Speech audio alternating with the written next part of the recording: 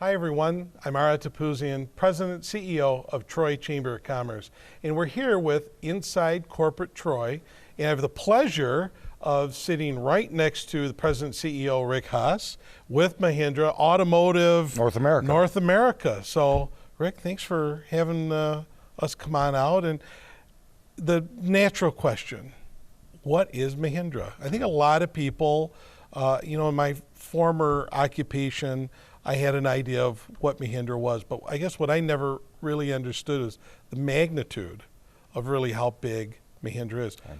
Tell us a little bit about what is Mahindra. Okay. So first, thanks for having me out and coming out and seeing us today. It's really a pleasure to have you here. Thank you. So Mahindra, it's true.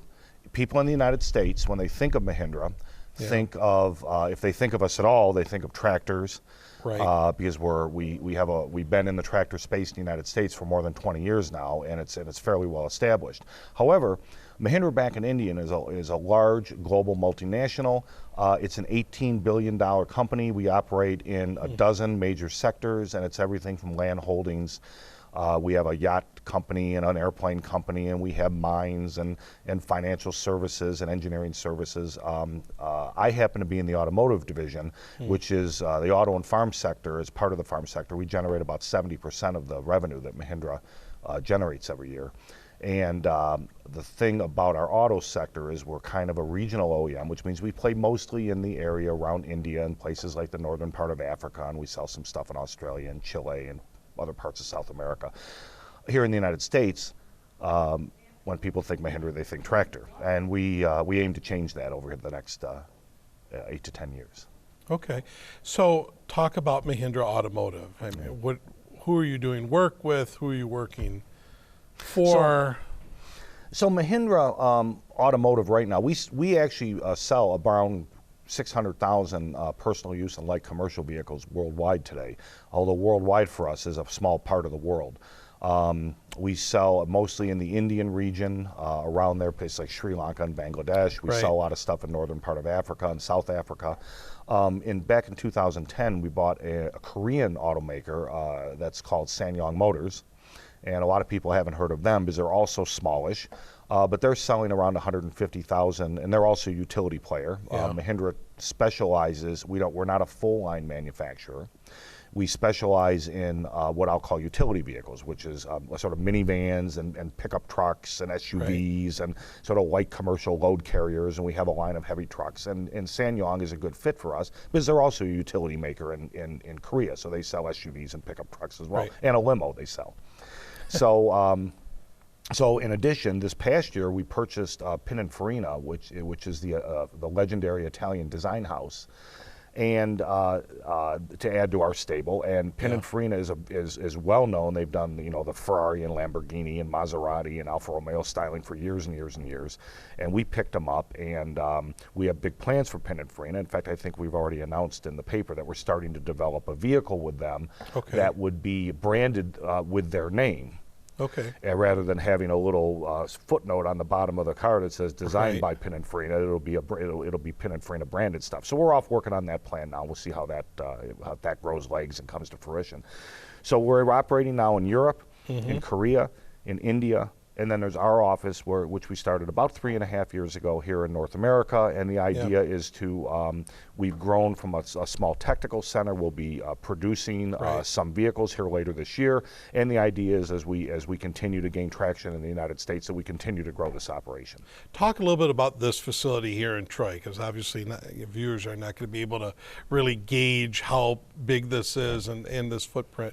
Talk about this building and kind of what goes on here, number of employees and so forth. So Ari, you've been with us right from day one, and so it's really a pleasure that you keep. I guess you haven't gotten sick of us. You keep coming back, likewise. Which is great. Like a bad pen. Right. We just keep coming, which is great. We really appreciate that, and you've been here with us since the beginning. We now operate 4 facilities here in this area. This is our headquarters. It's around 40,000 square feet, and it's got our engineering center, and our shop is down here in the basement. We also purchased an apartment complex over at 14 in DeQuinder that we use. It's actually become corporate housing because we have a lot of people coming back and forth. It's 16 units and room for another building if we need to expand it.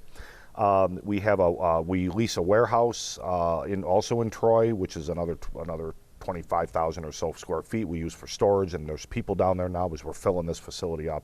Right. And we also have a small prototyping shop at 13 and Stevenson called Projects Auto, which we do a lot of prototyping, and that also has a few desks which we're about to start shoving people into because we basically run out of space again. As we were discussing before, we have picked up. We're in the middle of picking up a fifth facility here in the area, and we'll be expanding into that facility here this summer. Total employees. You know, it changes by the week, and so I never have an exact number. Based on projects and so forth? It is. So I think we're at about 150 regular employees. Okay. And we have some contract employees that I think add to another 30 or 40 people. So I think we're in the 180 to 190 person range right now. Now, we were also talking offline. You get interns and... Yes. So talk a little bit. I'm always fascinated. Certainly, you know, when the economy took the tank, the engineering population went away. How has that still affected Mahindra? Well, you know, it affects not just us, but everyone in this area. Right. As you know, about half the industry got laid off back between 2007 and 2010. Yeah. And many of those people, I guess sick of the cyclic nature of our business and maybe a little disappointed with the area, have gone to other parts of the country. They're in the Southwest. Right. They're in the East. They're in the West Coast. A lot of our industry started to migrate to the West Coast. So yeah, there's been a big drain of talent in this area. So we've all struggled. All the companies here struggle to find the right people. The good news is that some people are kind of getting sick of the West Coast, and so we're starting to pull a few people back in from there. That you know, California was fun for 5 or 6 years, and now it's time to get back to, you know, whatever the real world, let's call it. Right. So yeah, it's hurt us, not as badly as you'd think. You know, we're not a giant, you know, 10,000 person OEM operating in this area like some of our other competitors. Right. We're a couple of hundred people, so we're very selective. We go after the people that we think are good fits for this organization. Sometimes we talk to 10 or 15 people, and so we recruit people in here. In a lot of cases, it's because we operate a lot more like a startup than some of the traditional larger companies that operate in this area. And so there's a lot that appeals to a lot of people, especially people that have been out in the California ecosystem and got a taste of working in a startup environment. It's fast-paced, things are always changing, it doesn't get boring, the rules are changing as you're walking down the road, things start to change on you, and so people get a kick out of that. So the adrenaline junkies and all the people that like to do different things and don't want to get into a routine, they kind of seek us out. Right. And we're kind of there's only a couple of other startup kind of operations running in this area now, and so we actually get a pretty good pick of people. Oh, that's good. That's good to hear. You don't hear that often, really, at this point. Talk about some of your more innovative products and projects that you've been working on. Postal Service. So the U.S. Postal Service, and everyone knows those white vans, they use the white postal delivery vehicles we all see driving around the neighborhoods. Those vehicles are more than 30 years old. The design is more than 30 years old. And the Postal Service is changing their business model from a primarily mail business model to a mail and parcel delivery. Which I think we see now. With the post office on the weekends delivering packages. Right, they got that contract with Amazon, and they're using the same old mail delivery vehicles to deliver parcels, and as it turns out, they're not well suited for that purpose. And so they're looking for the existing vehicle. So they're looking for a new vehicle that does all of the above. Sure. It's great for delivering the mail, and it's also great for delivering parcels, and that's part of their forward strategy to kind of, as traditional mail drops to zero over the next, 20 years. Right. Parcels are going to, we all know, parcel deliveries are going to go through the roof. Yeah. Especially with things that Amazon and other folks are doing. And at my house, it's a daily occurrence. Right. Well, you know, I moved out of the Bay Area back in 2011.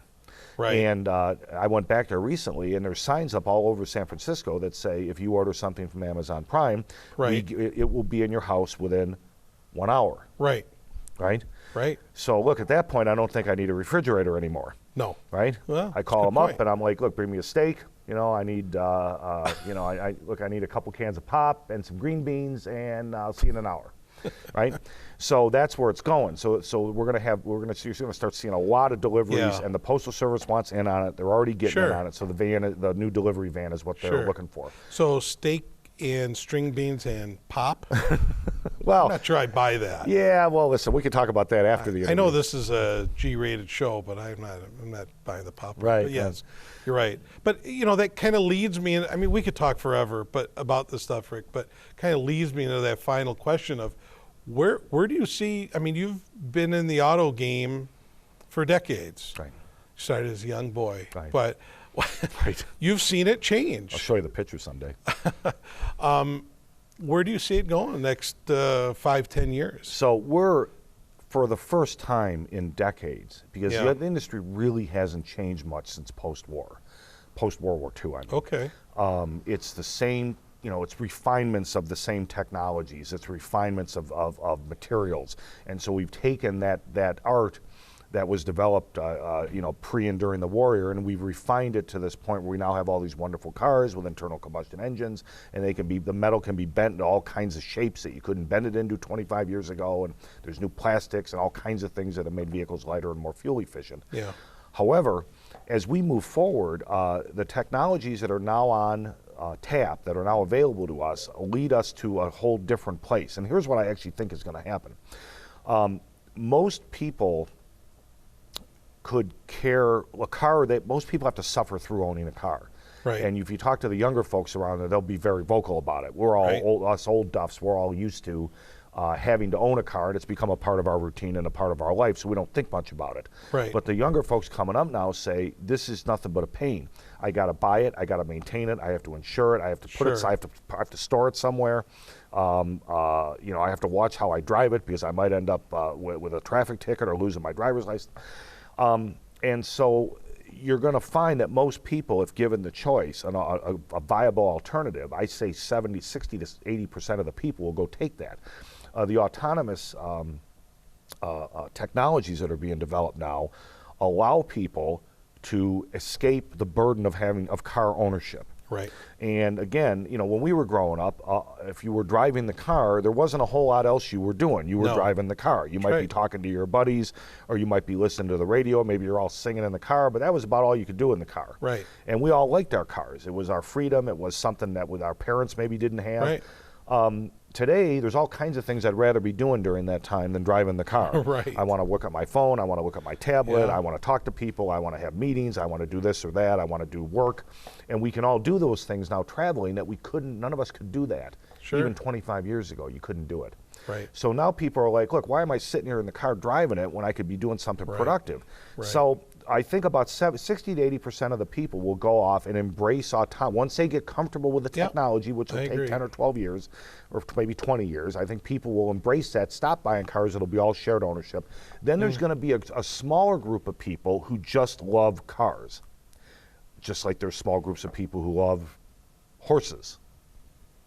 Okay. Right? Yep. But if I own a horse today, if I owned a horse 100 years ago, I was riding it everywhere. If I own a horse Right. today, I keep it on my property or I keep it at a horse ranch and I go out and see the horse on the weekend. Well, Right. that's what cars are. People that really have the strong Sure. desire to have a car will go purchase a vehicle.